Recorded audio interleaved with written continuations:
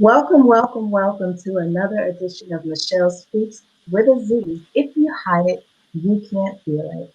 And I'm Michelle Portier, the host of the hour, here with you today for another phenomenal episode or session with a very special guest that I had the opportunity. There's nothing like divine connections.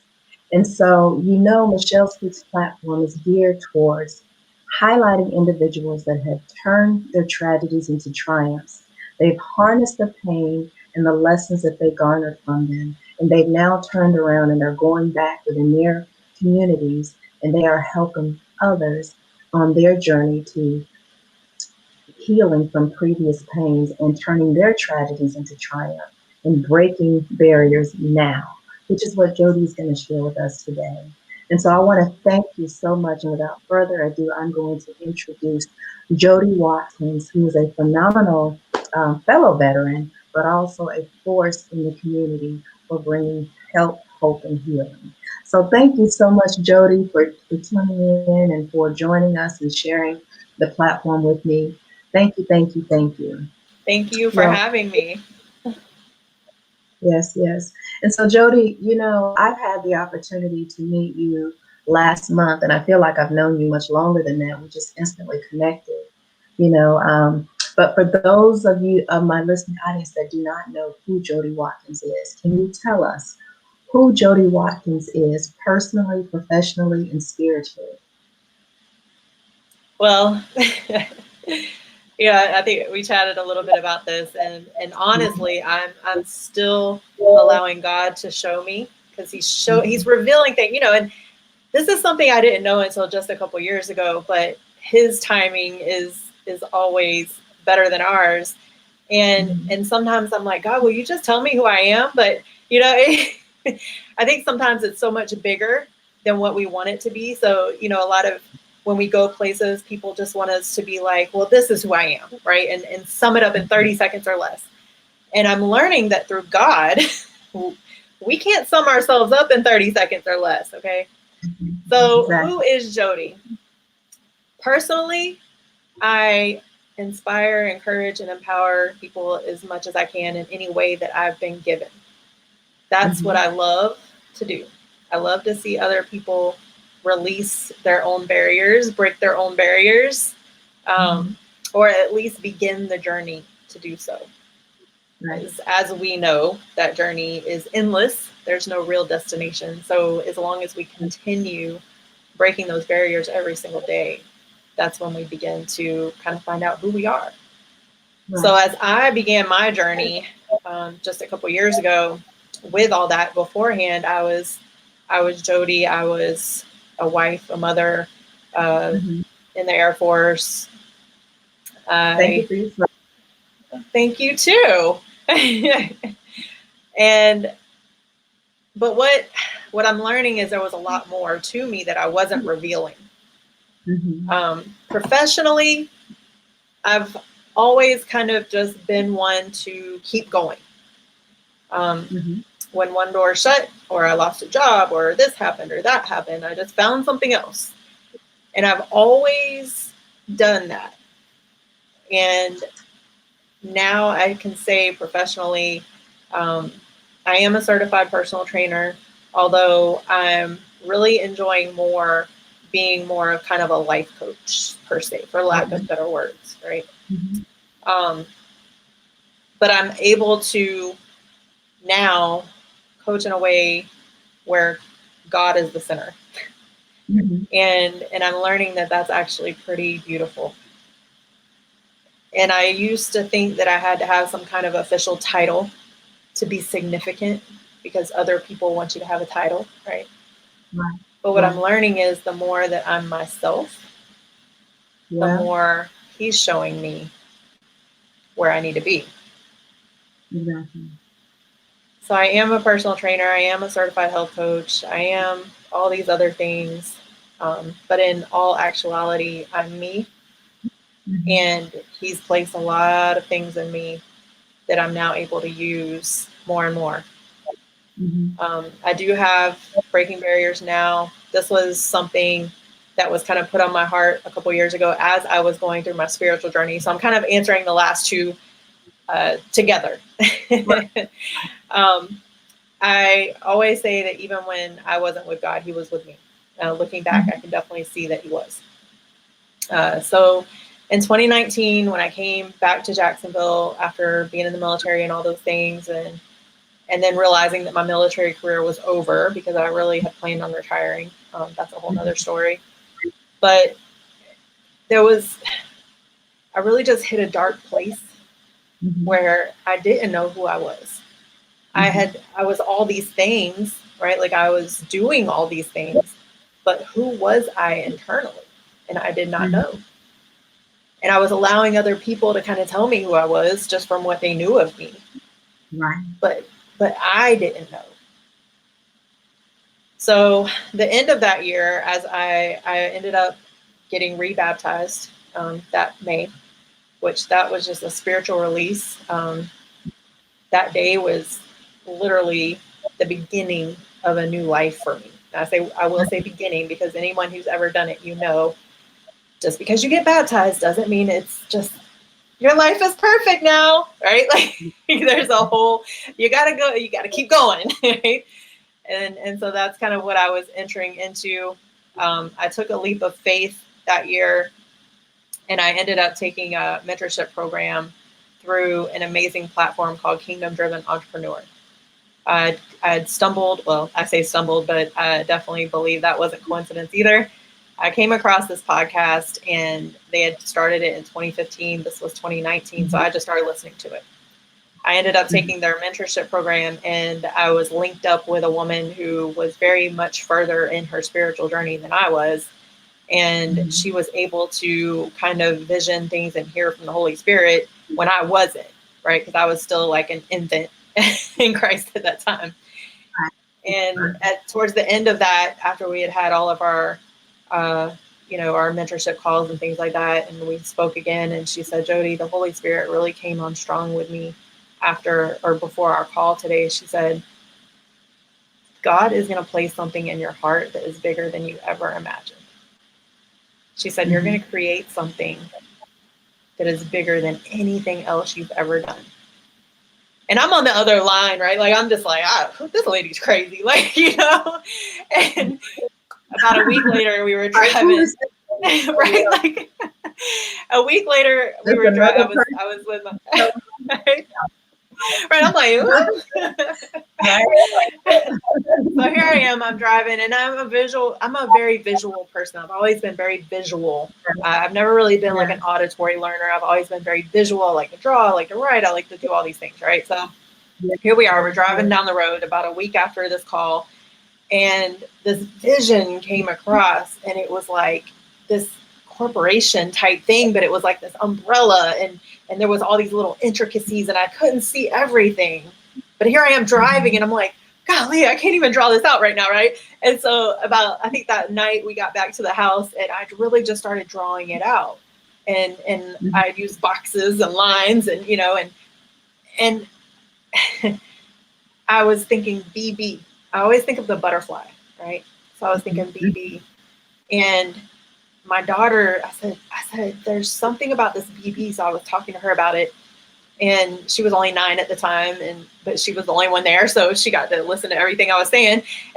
And I said, there's something about this. I said, I need something that shows a butterfly with like a bee on one side and another bee turned around on the other side, right? So I had this vision.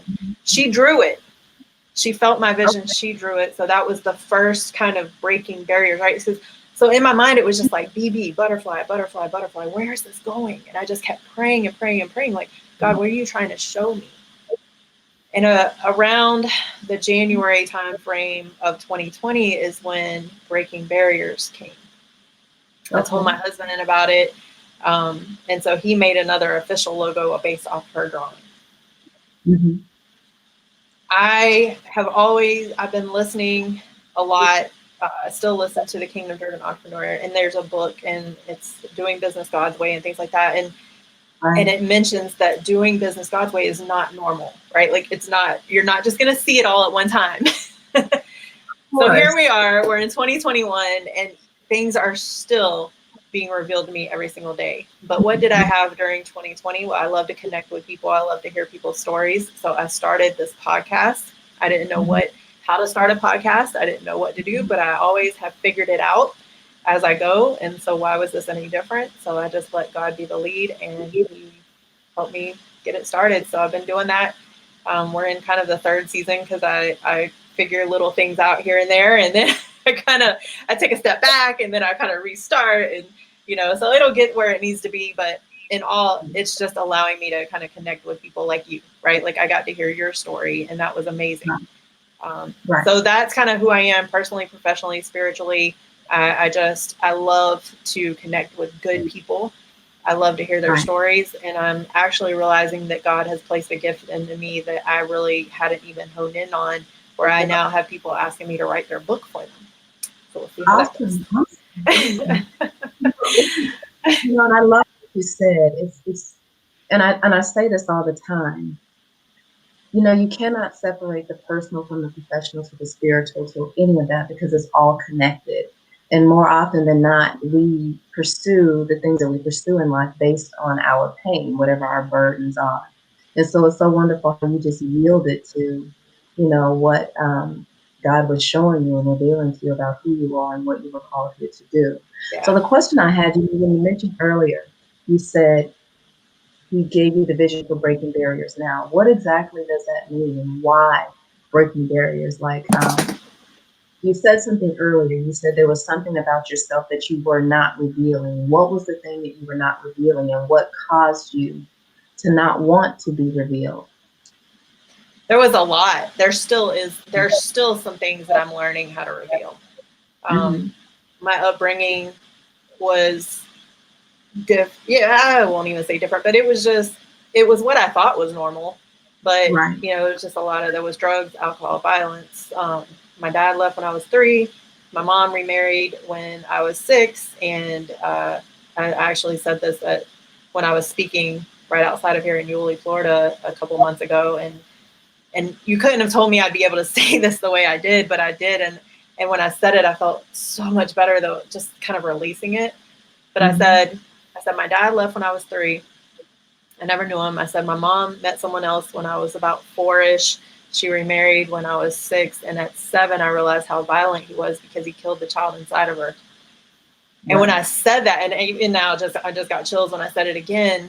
Now, of course, I got very emotional a little bit when I said it. I kind of had like, wow, I can't even believe that just came out, right?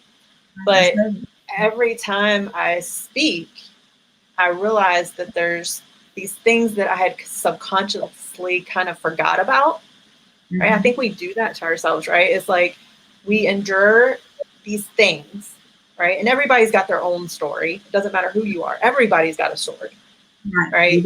And that's what kind of programs our mental state throughout our whole entire life. But if we don't think about it, if we just, because it's habitual, just forgetfulness. We put it in the back of our minds, and we just keep trucking, right? And if we continue to do that, which is what I've learned in my life, the more we continue to do that, eventually it's all going to come together. You're going to hit a wall. And that's what happened with me. Yeah. So there was that. I just really didn't know how to establish a relationship. What I saw growing up, just anybody. I didn't trust people. I had friends that stabbed me in the back, right? And so I just really didn't trust people. So my protective mechanism was, I'm not going to get close to you. That's what I did. And I didn't. Women men can resonate with that. Right. And yeah, I talk to people all the time, and I'm like, wow, God, like, this is why you made me who I am, though, because now I can relate to these people that are talking to me.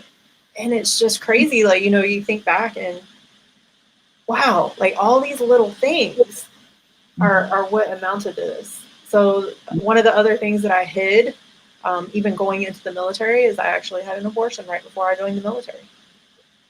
I blamed myself for that. And I was very ashamed. I felt so guilty because of what I had done.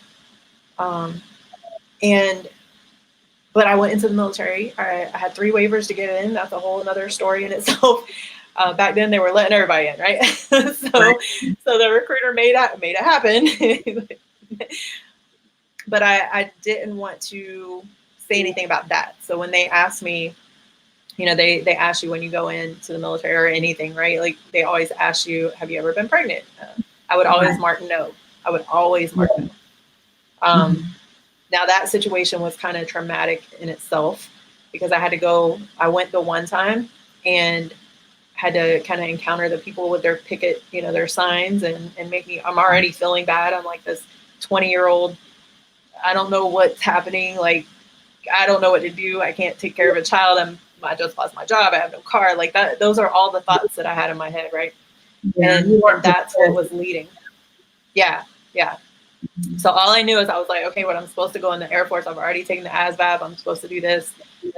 So those were the thoughts that were kind of leading. But when I left a couple weeks later, I had a really horrible experience where I was on the toilet and just blood, like lots and lots of blood.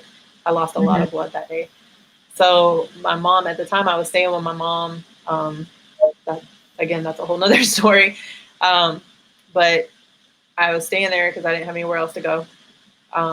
And she came in and I was just like yelling. I was screaming like, Mom, like I don't know what's going on. Well, I ended up having to go back to the clinic and come to find out they didn't get everything out the first time. Mm. So I had to go back and do it again. So you had a lot that you've had to overcome to get to where you are now. Yeah. Yeah. So Just how has that that? mental. Yeah, yeah, and the things that we experience in life, they impact how we show up or don't show up in life. We see things through the lens of what we've experienced. And Right. so how has it impacted how you show up now versus how you showed up then in life, and I know you're a mother now, but as a mother, as a wife, as a friend in relationships, how has that shifted how you show up, now that you are on the road to recovery and helping others break barriers, and then how you were showing up before when you were just processing or trying to deal with the things that were beginning to come up? I was showing up on the surface, but I wasn't showing up who I needed to be. So I always say now, because people are like, "Oh, you're," they'll say some amazing things. Thank you. I always say that, like thank you. But I always say I'm glad you met me now Right. So because what did that look like, hmm, you before? What did that look like, you before versus you now? Like if you could give us an example. well, I did my job. I always knew like I was always really good at that part, right? Like I could just do my Good. job, right? Um, but when it came to like actual connections, I didn't know how to do that. Um, Mhm. I say now that God placed certain people in my life who wouldn't give up on me. Like my husband now, he and I have known each other for 21 years. I actually met him right after that whole situation where I entered the Air Force. So what we had was kind of a lust relationship because I didn't know how to love at that Right, point. I didn't. Um, right, and so, and I also thought that I needed that someone else could save me. Right. right. So I had that And conversation a lot with people how where I many of us didn't know. Right. I didn't know that. And it's crazy. And I'm going to kind of digress a little bit. So I thought about this one day and I said, well, what happened in my life? Because there's always these events that happen, right? And I was like, what happened in my life to where I didn't come to God earlier, Mhm. and or why I struggled with it for so long? And I started Right. thinking, and I remembered a time, and I've written about this in something else, but I remembered a time where I was attending a church. I think I really don't even remember how old I was, maybe 11ish. Mhm. I was attending a church. There was a bus that would come pick us up, and we'd go out and we'd go to the church. And I remember one day I got saved, right? But I didn't really know what that was Mhm. at that time. And so I remember I came home and my mom just kind of got upset. She thought that they coerced me Mm-hmm. and she never let me go back. So I thought about that one day and I said, oh, maybe that was the event, right? Like, and I think sometimes, like I said, I think sometimes we just subconsciously forget about these things, right? So, but there's always some event that occurs, like even I'm claustrophobic. I said, I wonder what happened in my life, right? Like, there's some event. Maybe I was locked in a closet, or there had to have been something, right? And I think that sometimes we just dismiss it because we forgot about it, but it's Mm-hmm. always going to surface at some point in time, but it's in God's time, right? It's when He There's wants to always reveal it, there's always a right? loop in Yeah, response, the way that we respond. Yeah. yeah. So when you ask me how did it allow me to show up, it really didn't allow me to show up. Uh, I didn't want to form relationships. I didn't want to form close relationships with people. Mm-hmm. Looking back now, I realized that I did try to push a couple of people away, including my husband. Um, Mm-hmm. and not even meaning to. It was a safety mechanism. I don't want to Mm-hmm. get close to you because you're going to hurt me, Mm-hmm. right? So I think when we've been hurt by people close to us, like I've been hurt by my mom, right? Like I'd seen things that my stepdad was doing. She was married to him my whole life. I moved out when I was 15. I got left at the airport when I was 16, and I ended up losing scholarships and barely making it out of high school when I was 17, just because I was moving around. Right. So that was my senior year of high school.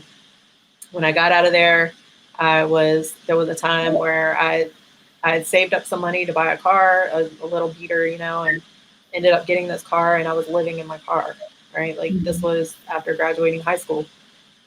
My cousin, who was living in Gainesville at the time, Gainesville, Florida, she said, "Hey, come down here and stay with me." She was older than me, 3 years older than me.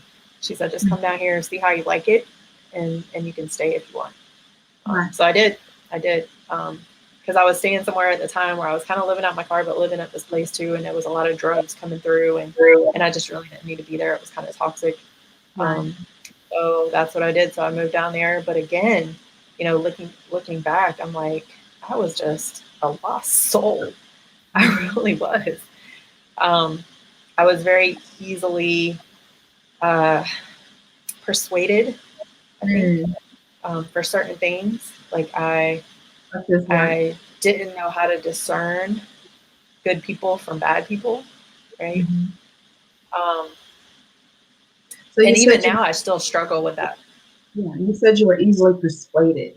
Like, what are some of the things that I guess you had lack of discernment, or you were easily persuaded into, that you now hindsight realize?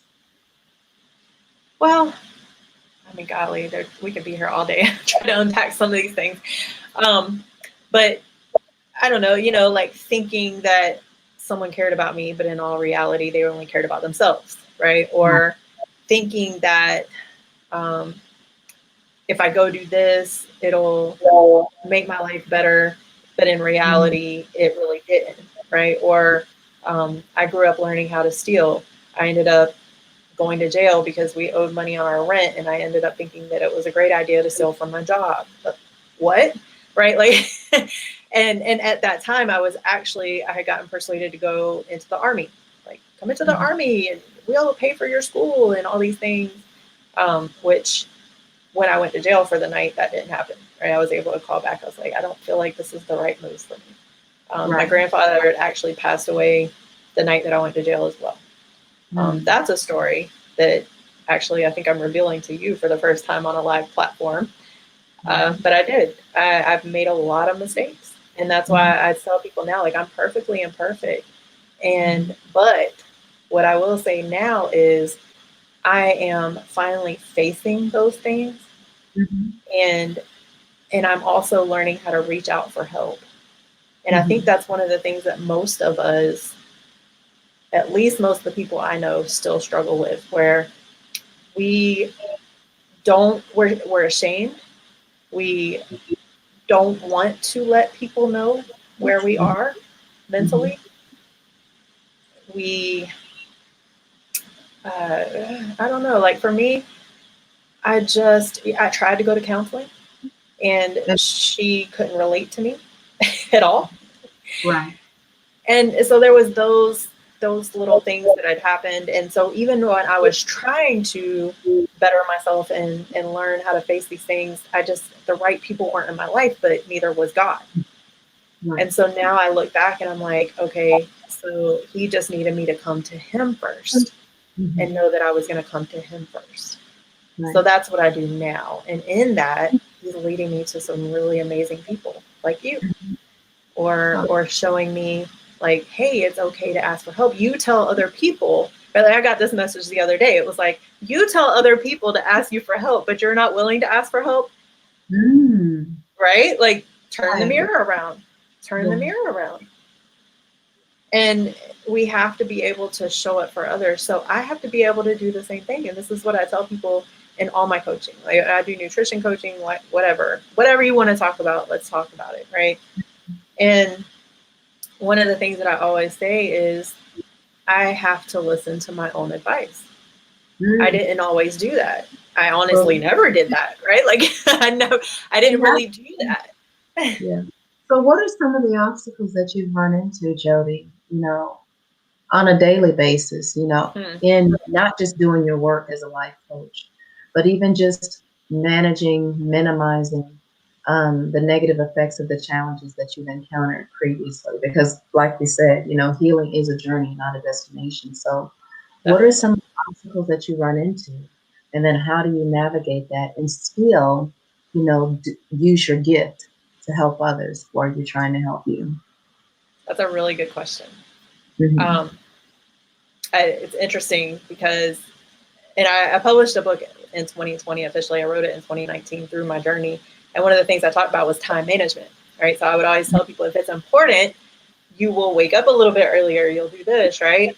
I had to listen to my own advice on that too. So as I was trying to figure out, like, how do I get closer? How do I form a relationship?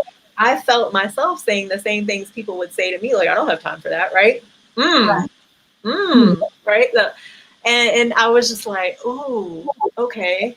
So how do I do this? So I really I start my day with him first now. And oh my goodness, here's the thing. And this is what I tell people. It's not about if life is going to happen or if the enemy is going to come in. It's when the enemy. And then I've heard this and I feel it now even more, where it's like, when you're trying to do good, the enemy is going to attack you more. Right. More. So what do I have to do to prepare myself mentally for that? Because now I'm aware of it. The first piece of everything is that awareness factor, right? If we're not aware of it, we can't heal. We can't go through the journey because we're not even becoming aware. But once we become aware, so now I know that there are going to be things throughout my day that are going to try to take me down. Now I know that. Before, I wasn't quite prepared for it, but it was still happening. So now in the morning, I don't care what time I wake up. If it's 4 o'clock, cool. If it's 5 o'clock, cool. I spend at least an hour. You couldn't have told me a couple years ago I'd be doing this. At least an hour mentally, just whatever I need to do. I read every day. I open up the Bible app. There's the YouVersion Bible app, right? So that helps me tremendously. I open up that because I might not know where to start for that day, right? They already have that. So why do I need to reinvent the wheel, right? So I open that up. I listen, I read, I listen, and then I open up my Bible and I'll look at the scripture and I'll do what they always told me to do. I'll meditate on it. But I never gave myself the ability to do that. I always discredited myself for, oh, I'm just all over the place. I can't just sit here and meditate. Like, there's no way.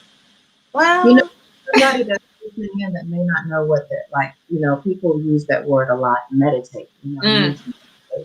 Spend some time in meditation. Yeah. What exactly does that mean for Jody when you're meditating on the word? Well, that looks different for everybody, and I had to learn that too, right? So my meditating isn't going to look like anybody else's. Now I'll share it, and maybe it can help somebody else start their journey. But it's just like health. It's just like life, right? Like we're just meant to give all the tools, and then somebody else has to come along and figure out which tool, if they need a screwdriver, if they need a flathead of Phillips, right? So with that, everybody, I was hearing that where it was like, meditate, meditate, meditate. And I'm like, well, how do I do that? So it's interesting you just asked that question. Well, I didn't know where to start, but what did I have to do? I had to be willing to start. So I said, okay, I'm just going to listen to really positive things first thing in the morning. Okay, right? So that's what I started doing. And it's very difficult for me to stop my mind. Yeah, being fully present though, without multitasking, right? Just fully in the moment of what you're doing. And that's it right there, what you just said. I used to always be like, oh, I'm like this awesome multitasker. Yeah. That's not even a thing.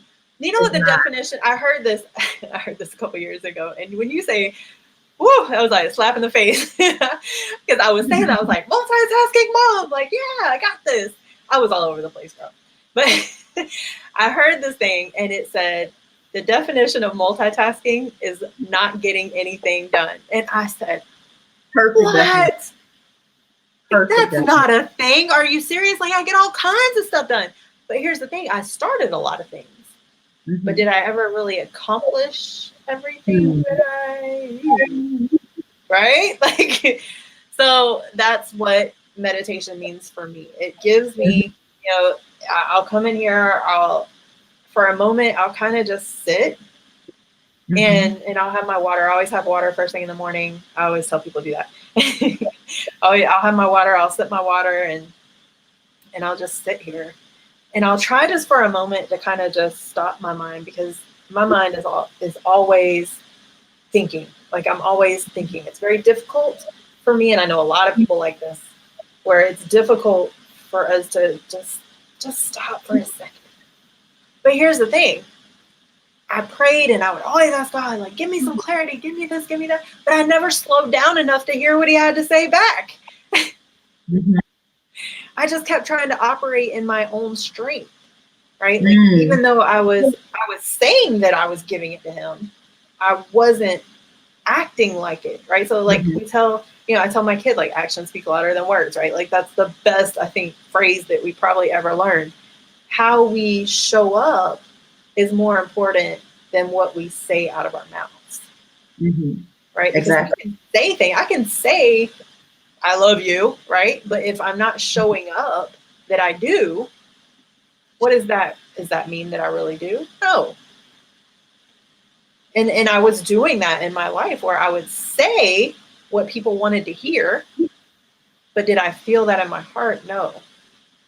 That's good right there. Yeah. That's good.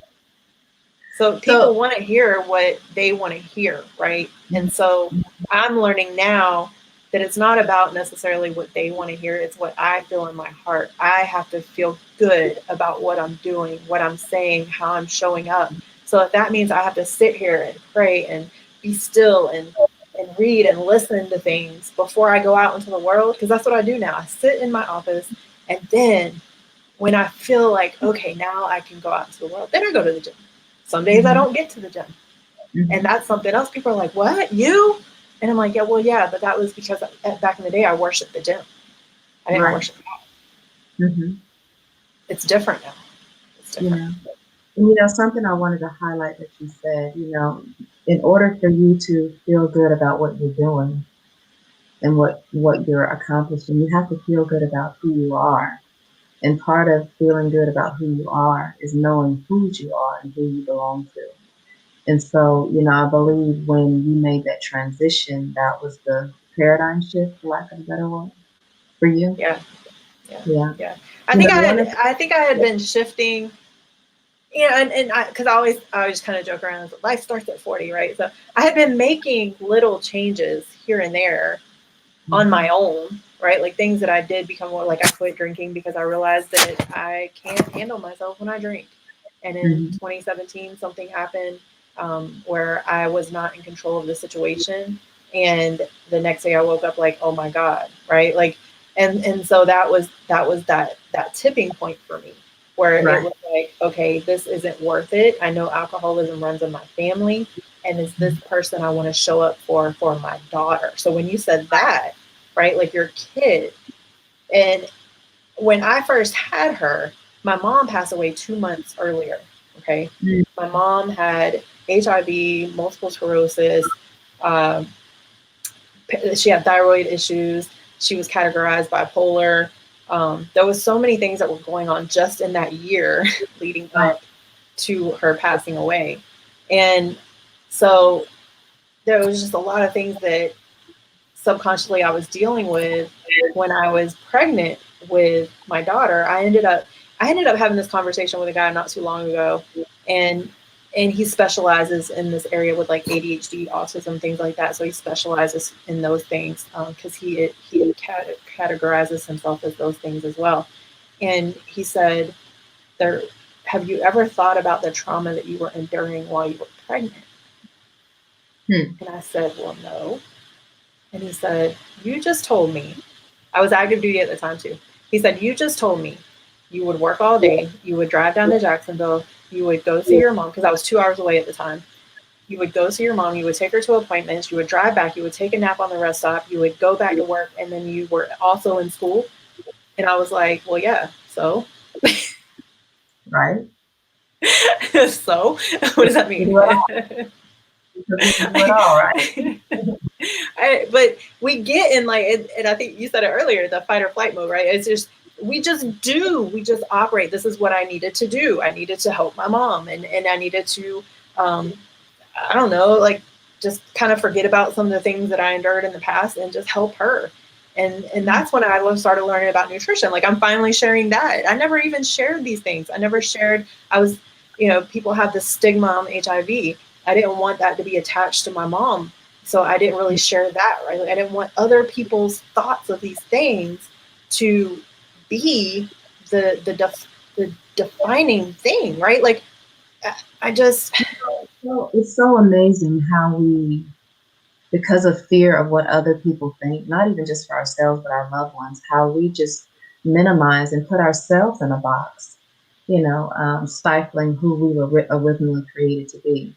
And yeah, so I'm so glad that you've come to a place, where you created the breaking barriers now so that you can help others, not be concerned about what others think about you, yeah, because it only matters, what one person feels about what you're doing, and that's the one who created us.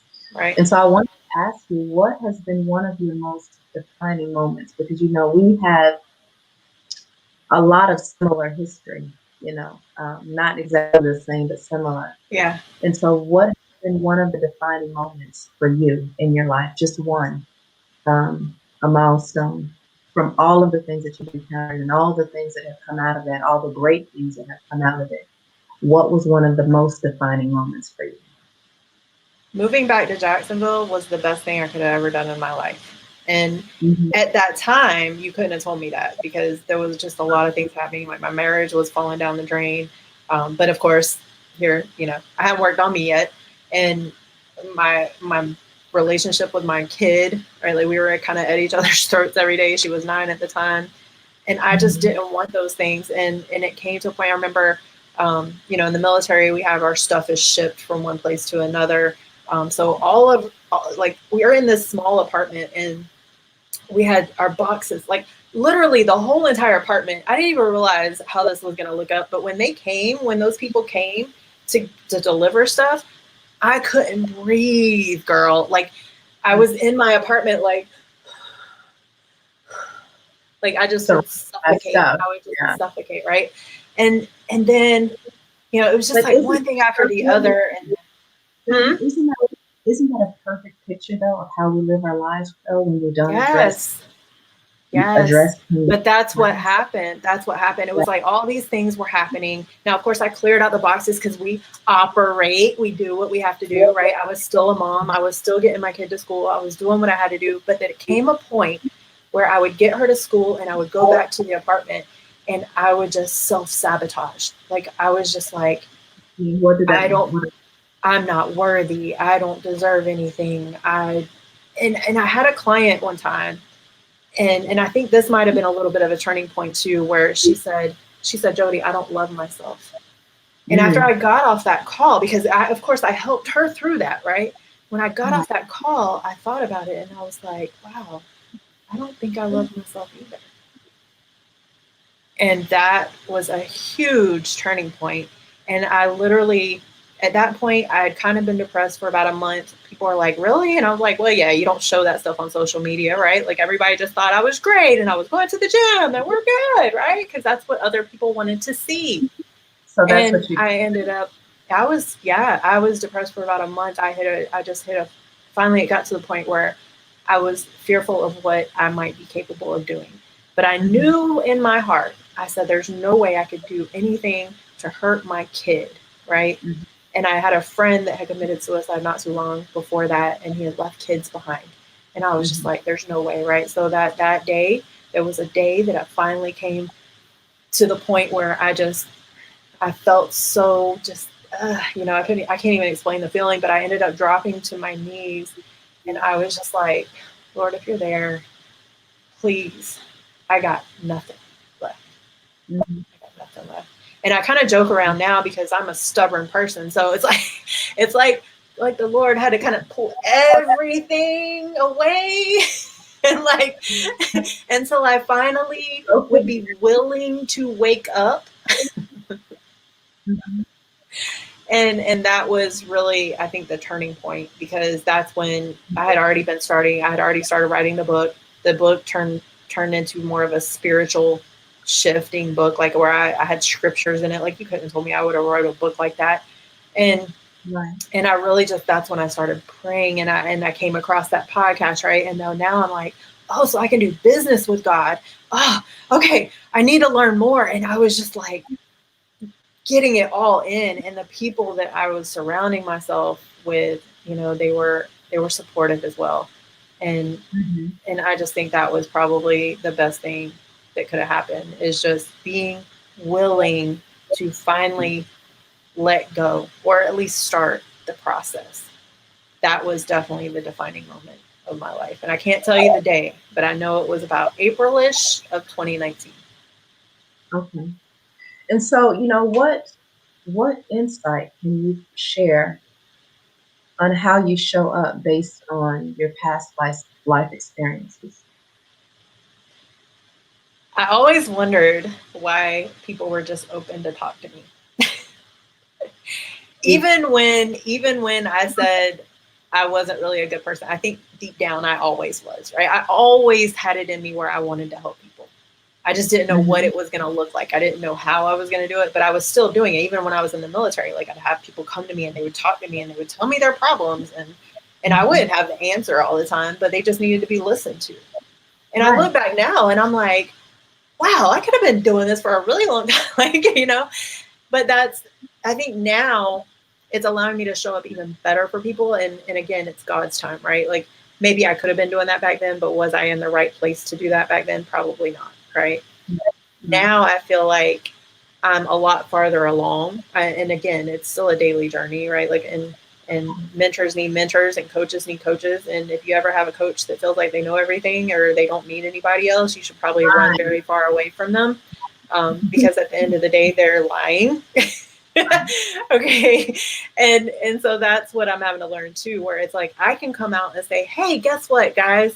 I'm going to go see a counselor because Mhm. I'm taking on the burden of other people, and Mhm. I'm releasing that to God now. And now I can go talk about it with someone else too. Exactly. I couldn't do that before. I couldn't have Mhm. admitted that before, Mhm. but now I have God in my life who is leading me into this amazing direction. But he's also Mhm. showing me that I still have some things I need to work through before I'm really, really, Yeah. really going to be able to show up 100% for other people. Mhm. And so, what does that look like for you? What is that work that you have to do to show up? What is Jody Watkins showing up 100% authentically? What does that look like? I mean, things like this, you know, if I get invited to come speak somewhere, I don't hide anything anymore. Mhm. I'm who I am. And there's going to be some Mhm. people who might not like it, but that's something they have to work through. And that's nothing Mhm. that needs to be shown on me. Because as long as I show up unapologetically, genuinely, vulnerably me, then I know at the end of the day, I've done my part and I'm able to show up as the person that God wants me to be. Because Mhm. here's something else I read, and you probably know this already too. He uses the most broken people for his Mhm. glory. Sinners, broken people, right? But guess what? When he's allowed to work through us, he don't need the people who got their life together, right? He needs the people who we're gonna daily come to him because we know that that we should probably not go to anybody else, right? Like we're going to come to him and we're going to allow him to shine through, and then he gets the glory, and that's what he wants, right? Right. So why he's not gonna do that with people who got it all together or don't want to admit that they don't have Right. it all together. He's gonna do that through people like us who are finally coming to terms with, hey, I went through some stuff, and this is what I Mhm. went through, and now God is showing me who I need to be, and He's showing me my purpose, and He's showing me my gifts because I'm staying in relationship with Him. I'm And not giving up. that is the key That is the relationship. key. A lot Yeah. of people have what we call they speak religion, but they haven't established a relationship, with Yeah. the Abba Father. Yeah. So, say someone who's been listening in is straddling the fence. They're struggling. They've encountered some pain that they've tried to bury in their lives. Now everything they're putting their hands to is falling apart. Um, and they're just stuck. They want to move forward, yet they don't know how, or they're too comfortable with the familiar. What would Hmm. you say to that person that is listening in right now to help them break through that barrier so that they can soar? Yeah, I mean that's a tough place to be, and I was wondering the same thing. Why is my marriage falling apart? My business was like crumbling, right? Like why Mhm. aren't the people coming to me? Why this? Why that? Blah blah blah blah blah, right? Like we can always ask the question why.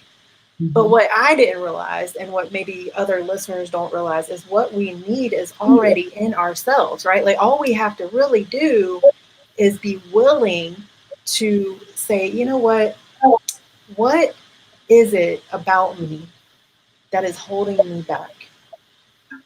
And for me, I had to kind of just come to my knees and be like, what is it? But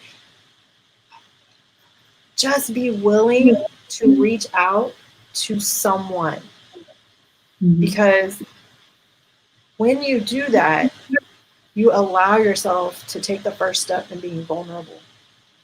Mhm. And that's what we have to be willing to do, right? Because here's what I've learned, and what I'm sure you've learned in sharing your story. We're not the only one. We're not Almost the definitely. right? So, but there's so many people out there who think they're the only one, but you're not. You're not. Find the right people. I remember hearing this thing where it was like your circle is that's who defines you, right? Like the people you keep in your circle, that's who kind of defines you and makes you feel like who you are. I started analyzing my circle and I was like, golly, this is a toxic circle. Right. So what did I do? Well, I had to kind of be open to being in a different kind of circle every now and then. And I did have to step out of my comfort zone. I started attending like networking meetings and things like that. And every now and then, even though I would attend those meetings and sometimes I'd be like, oh, this was a waste of time. When when the ones that I wasn't gonna go to, but I ended up going to anyway, I would have one person that I would link up with, and that was the person I was meant to be around. Mhm. So I started just being uncomfortable. I went to workshops. I went to those events, right? Like I didn't know what to say or who I was, or I mean I'm this, right? I was still putting myself in a box, but it still allowed me to kind of be out, right? Like we can't just sit in our rooms or places and just be okay. Like we need to be out. We need to get around other people because we aren't ever going to know who we have alignment with if we're not willing to go. Mm. That's good. That's good. So, with our kind of, new norm now, how would you say recommend for someone to not allow themselves to become isolated and to stay connected with others? I think sometimes, and even when I was going through my stuff, I did isolate myself, right? I wasn't asking for help at that time. And that's why I Mm-hmm. ended up having to drop to my knees and finally ask God, right? Because He won't judge me. Like, if nothing else, just remember. And not everybody believes the same thing, and that's fine. I chose to believe what I believe because it's changed my life. Mm-hmm. Not everybody's willing to do that, and that's okay, right? But here's what I will say: if you're not willing to go that far, at least be willing to ask for help. Because here's Mm-hmm. the thing, the suicide rate is so high these days. Yes, it And the is. people who commit suicide, guess what they all probably have in common? They haven't asked for help. I used to say this all the time because we had a lot of people in the military, right, that would commit suicide, and people would be like, "But I would have never known." And I said, "Well, you know what? I've known people in my past, and when I was younger, who did it, and they're the people who didn't reach out. If you're isolating yourself, please stop. There are so Mm-hmm. many resources out there. I actually had a great conversation with a lady yesterday who she took the tragedy of losing her son from suicide and now has formed this amazing organization who helps veterans who maybe don't want to go and talk to a counselor or something like that. She helps them get help. If you're sitting in your house and you're not asking for help, guess what? Whether you believe in God or not, He's not going to be able to bring you the people you need in your life because you're Mm-hmm. sitting there and you're not open to it. Just be open to it. If there's nothing else that I can say to you, anybody out there, there's so many people who want to help you. You just have to be willing to ask because they don't know what's in your heart. They don't know what's in your mind. They're not, most people are not psychic. I don't care if they say they are, but most Right. people are not, right? And so it doesn't matter if you're just keeping these things inside because if you're Mm-hmm. not willing to ask for help, nobody can help you. Right. And don't wait till it's too late, because if here's another thing that I've learned, and you know this too. If I wake up and God gives me breath, that means I have a purpose. I just told that to somebody else today too, a good friend of mine. She's kind of going through it too. And I said, "You woke up this morning." I said, "You have a purpose." It might not be right in front of you. It might not be this beautiful outline that we all want, right? Like if God would just show us the whole entire plan, that would be awesome, right? But He doesn't. So it might not be that. But guess what? I woke up today and you woke up today and we have breath and we're alive. We have a purpose. Right. Maybe my purpose today was just to get on here with you, Right. right? But guess what? That was a purpose. So Mm-hmm. why am I going to take myself out when God doesn't want me to be taken out? Well, we do that because, some people get in that place where they're just hurting so bad they cannot even form their mouths to form the words to ask for the help. And that's why I believe it is so important for you to know the people that you surround yourself with so you know when something shifts. Not saying that I'm taking the ownership off of the individual that's hurting, but I'm saying that we as a people, as a community, need to be more in tune to the people that we profess to love and call friends and call, confidant. And if you feel something, even if you look foolish, make the effort to ask and keep asking if you keep feeling it. Trust your instincts. That's the thing that I would say, or trust the Holy Spirit. For those of you that are believers, however you want to classify it, I think once we begin to trust ourselves more, then we will better be able to help those that need the help and sometimes can't articulate it. Yeah. I want to thank you so much for coming out and sharing today, Jody, all that you shared, um, all that you've overcome, all that you're now pouring back and giving into others. I'm honored that our paths crossed, and I know nothing happens by chance. I want for my listening audience, if you were blessed by Jody's story, make sure that you reach out and connect with her. Her information is scrolling across the bottom of the screen, and it has all of her information to the podcast, all the wonderful things that she's doing to her fitness community, to her coaching community, and it is linktree /Jody Watkins. And so make sure that you connect with Jody. Some of the things that I took away from today's session was, and this was the most powerful, impactful one to me, how you show up is more important than what you say. And then the other thing that really resonated is be willing to let go. And the only thing, what about you was holding you back? And so if you guys have gleaned nothing else today, those three nuggets right there, you can chew on for at least the months to come. And so I wanted to offer you, Jody, the opportunity to say any parting words. And again, I want to thank you so much for sharing this platform and sharing your story about how you are breaking barriers now and how you're helping others to do the same. Well, thank you again for having me on here. I really appreciate this. And yeah, definitely no coincidences here, right? Here's something else that just kind of came on my heart, and I just want to kind of offer to your audience. Mm-hmm. I didn't know where to start when I started my spiritual journey. You know what I did? I opened up the Bible and I just flipped to the middle.